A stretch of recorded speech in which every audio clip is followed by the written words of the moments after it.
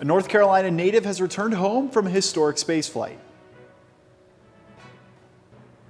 And a tailgate in uptown Charlotte took an unexpected turn. These stories and more, All Access starts right now.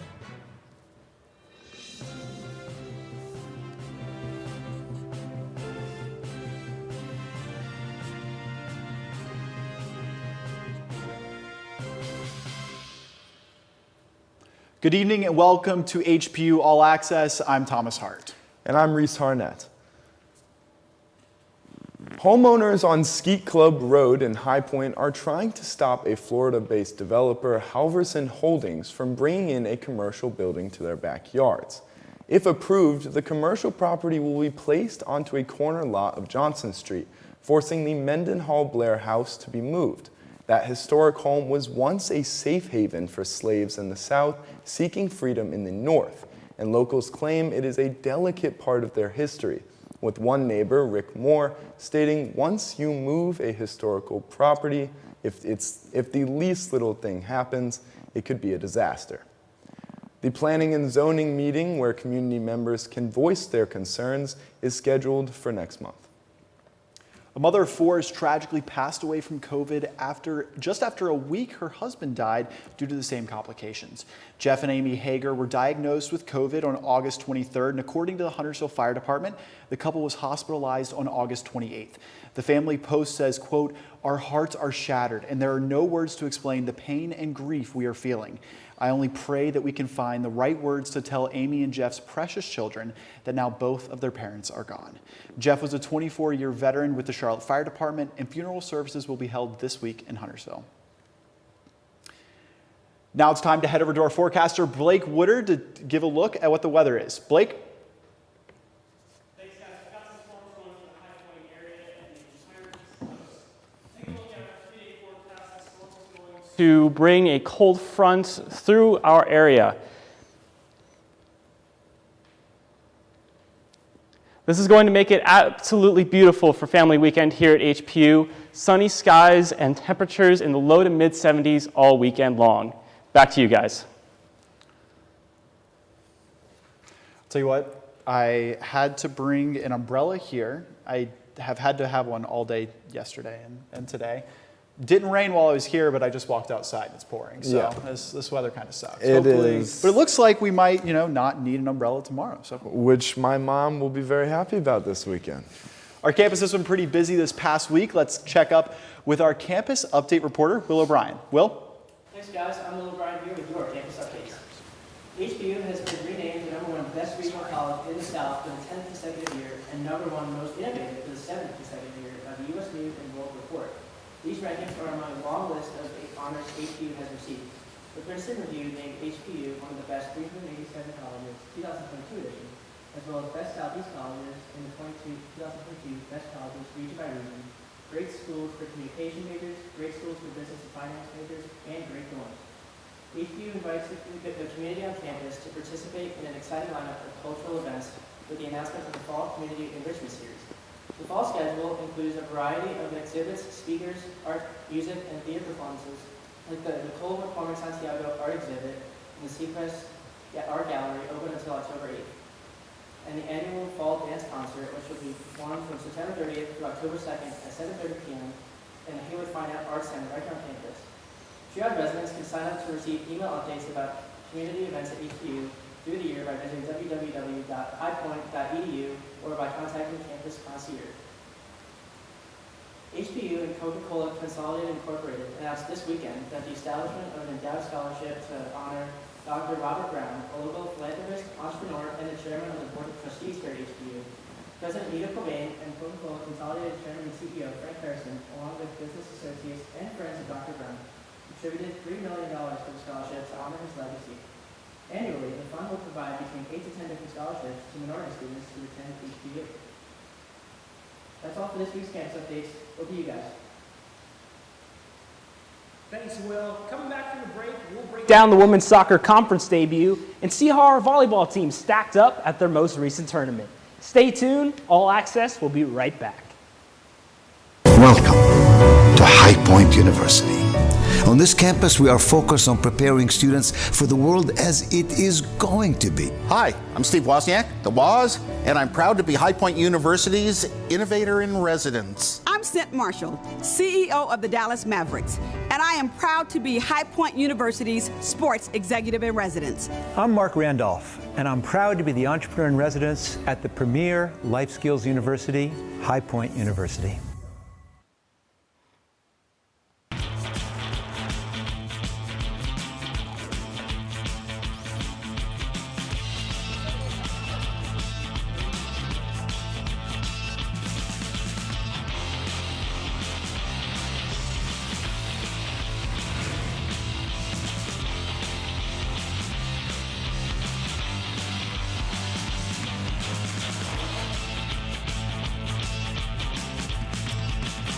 Sheets run and done.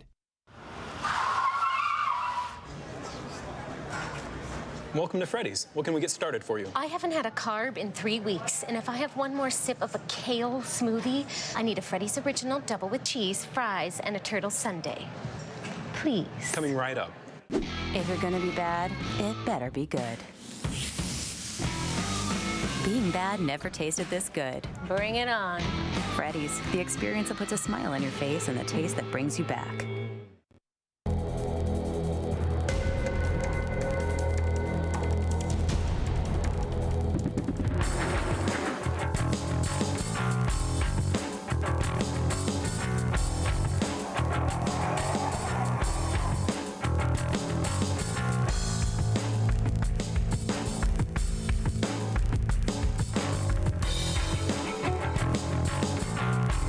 Musco Lighting. We make it happen. Welcome back to All Access. Our Panthers have been busy this past week, and sports reporter Wendell Epps is here to fill you in on what's going on in the world of HBU athletics. Wendell? Thanks, guys, and good evening, ladies and gentlemen. I'm Wendell Epps. The men's soccer season is heating up, and our men's team had a performance to remember last Wednesday night here at Vert Stadium as they won a 3-2 overtime thriller against their rivals Elon. Sebastian Schalbald and Calco Fernandez scored the first 2 goals of the match, and it was Alex Abril coming up in the clutch and scoring the game-winning goal for the Panthers. The squad then played Monday night at the University of Maryland, where they unfortunately fell short to the Terrapins by a score of 2-0. Meanwhile, our women's soccer team opened up Big South play this past Saturday night in a matchup against Campbell, and what was a rematch of last year's intense Big South Women's Soccer Championship.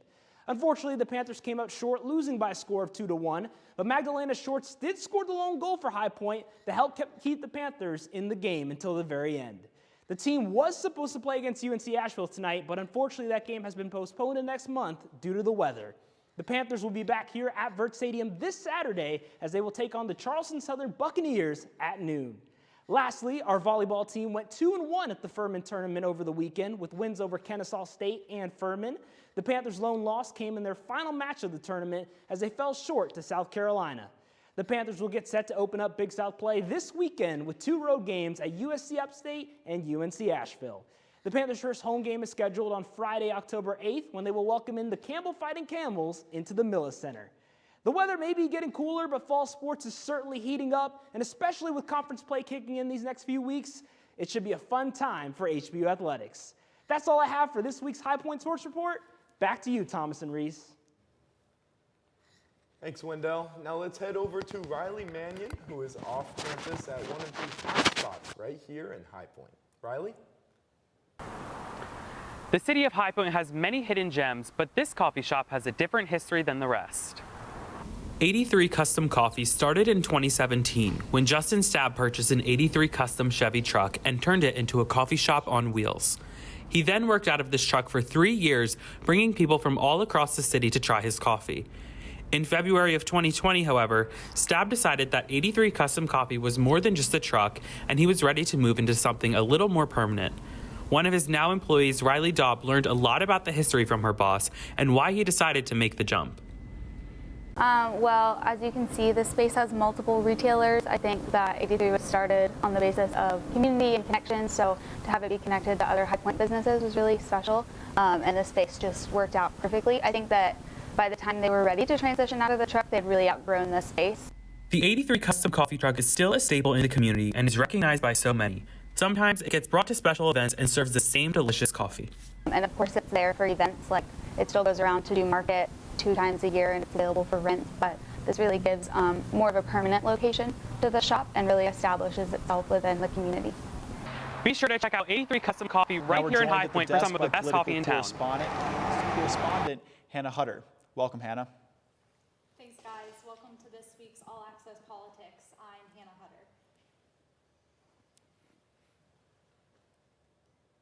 The United States hope to stop the flux of migrants coming in the border at the Mexican border in Texas. Thousands of Haitian refugees set up camps at the border, but found other ways to cross nearby. Many of the migrants have been living in Latin America for years, but economic opportunities in Brazil and other neighboring countries are beginning to disappear, causing the seeking of asylum in the United States. The border closure started as officials began flying Haitians back to their homeland. 3 flights were sent on Sunday, but that number is expected to grow to at least 6 per day, according to an anonymous U.S. government official. Many of the migrants were concerned that Haiti is more unstable now than when they left the country due to the recent earthquake and assassination of President Jovenel Moïse. What do you guys think about that? 3 planes? I mean, you look at those pictures, it's incredible to see. If you've turned on the news anytime in the past few days, you've seen the pictures of the thousands of people under these bridges. And it's almost, it's almost scary for their health, just as human beings, just to have thousands of them packed in such a small area under these. But, to see the flights going out, it will definitely cause some turmoil from here on out. Definitely. Well, and you have to wonder, how long have they been there? Just waiting to be able to get somewhere where they feel more comfortable. But I guess we'll see after a little bit. Yep. Now, in more local news, North Carolina judges blocked the state's voter ID law on Friday, saying it discriminates against black voters. The law requires voters to show a photo ID to cast a ballot, but 2 judges believed the law was, quote, enacted in part for a discriminatory purpose. The split ruling cited a study done by political scientists that showed hundreds of thousands of registered voters in North Carolina could potentially be unable to present an ID, which would disqualify them to cast ballots. The study found 9.6% of black registered voters lacked acceptable ID compared to the 4.5% of registered white voters. How do you think this is going to affect future elections here in the state?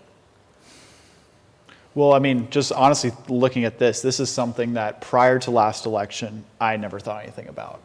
You just kind of looked at it as the idea of like, someone should have some reason to identify themselves for an election. But it's these type of studies and these type of conversations that we have now that makes you rethink the way you look at things, especially when it comes to voter ID, voter registration laws that we've seen that was such a pressing topic about this time last year. Definitely.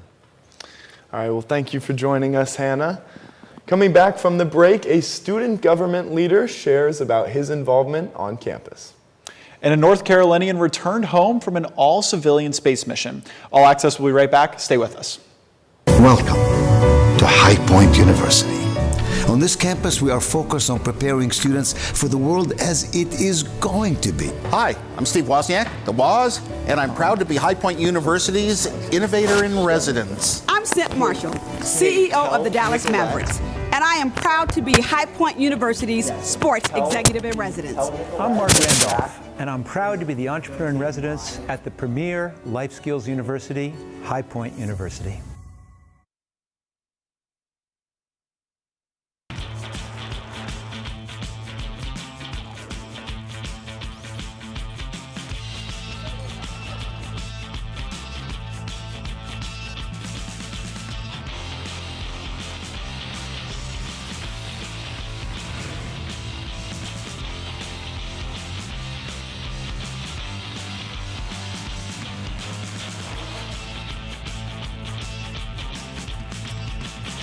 Sheets run and done.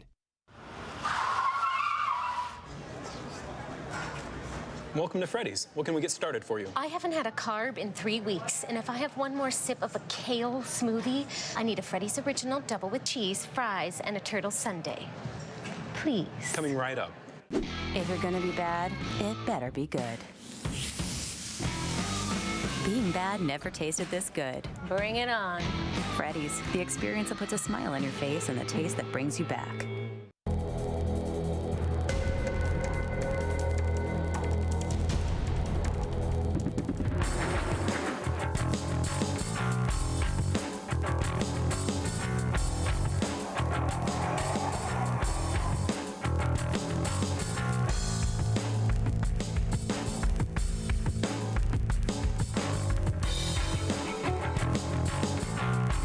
Musco Lighting. We make it happen. Welcome back to All Access. Our student body is filled with incredible people with great stories to tell. Today, we hear from one of them. Reese Harnett is joined at the desk by junior class president Jackson Willis. Reese? Thank you, Thart. This is Jackson. Jackson is our junior class president, obviously. Jackson, how are you? I'm doing well. How are you, Reese? Doing well. It's a pleasure to have you. So tell us a little bit about yourself. Yep, so my name's Jackson Willis. I'm a junior here at High Point. As soon as I toured, I fell in love with this place. And as soon as I got on campus, I really wanted to get involved. And that's why I've ran and been the president of my class for 2 years now. Wow. So what does that job entail? Yep, so two of my main responsibilities as president is to represent the class of 2023 to the university, and then also to represent the university to my other classmates. Very cool. Now, it says here that you have been working on a Magic Meal initiative. Can you tell us a little bit about that? That's correct, Reese. As of last year, every meal that a student had on campus was a Magic Meal to help spread out students during this COVID-19 pandemic. And this year, that has actually retracted back to only 7 Magic Meals per student. As my job as the class president, I'm supposed to represent the class, and what the classmates have been telling me is that they want all of their Magic Meals back. So me, as well as the senior class president, Dalton Lucas, are working hard to give them their Magic Meals back. Well, I think they will definitely appreciate that. So what other things are you involved in on campus? So with that, I'm a sales major. So I'm part of the student advisory board for the Phillips School of Business. And with that, we are trying to create and get students involved and help them out with all of their career endeavors. Very cool. All right. Well, thank you for joining us, Jackson. Thanks, Reese. Now it's time to hear all about the inside scoop in Hollywood with entertainment reporter Shreya Rana. Shreya? Hi, I'm Shreya Rana, and this is your entertainment report. The Met Gala was on Monday, September 13th, and it was definitely one for the books. The event is usually held on the first Monday of May, but due to COVID, it was delayed. The theme was In America, a Lexicon of Fashion. Every celebrity took their own interpretation of American fashion and wore some memorable looks. The most controversial looks of the night include AOC's ivory wool dress with the message of tax the rich on her back. Her look sparked a heated debate on the irony of her wearing a dress saying tax the rich while attending a party that celebrates the richest people in America. Another look of the night that caused a lot of people to talk was Kim Kardashian. She wore a black Balenciaga ensemble from head to toe. The star hadn't confirmed exactly why she did this, but she has reshared several theories. One of the most popular theories is that the star wanted to show that even when she is covered, people still know who she is. The 73rd Annual Emmy Awards were on Sunday, September 19th. Cedric the Entertainer, who stars on CBS's The Neighborhood, hosted them. The Crown, Josh O'Connor and Olivia Colman won Outstanding Lead Actor and Actress in a Drama Series.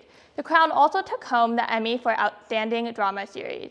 Jason Sudeikis won Outstanding Lead Actor in a Comedy Series. Ted Lasso took home the Emmy for Outstanding Comedy Series. It was an awards night to remember. That's all I have for this week. Be sure to tune in next week for more entertainment updates.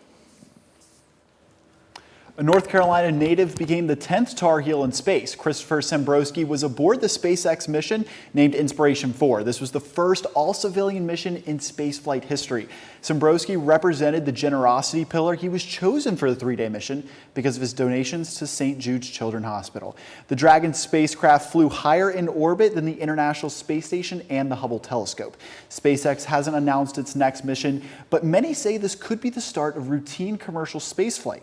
St. Jude's also announced that the flight raised over $200 million towards helping out children with cancer. And this past Sunday was a big day for Carolina Panther football, with thousands of fans flocking to the stadium in Charlotte for the game against the New Orleans Saints. But something else caught the attention of the tailgaters. Get this, a truck with the slogan, "Don't get vaccinated," was written on the sides of it, circled the Queen City. At first glance, viewers may think that the truck is part of an anti-vaccination campaign until you read what is beneath it, the name of a funeral home. Now, the funeral home is not real, but it does have its own website, and on there is a link that is to the Stormed Healthcare System that holds daily vaccination clinics.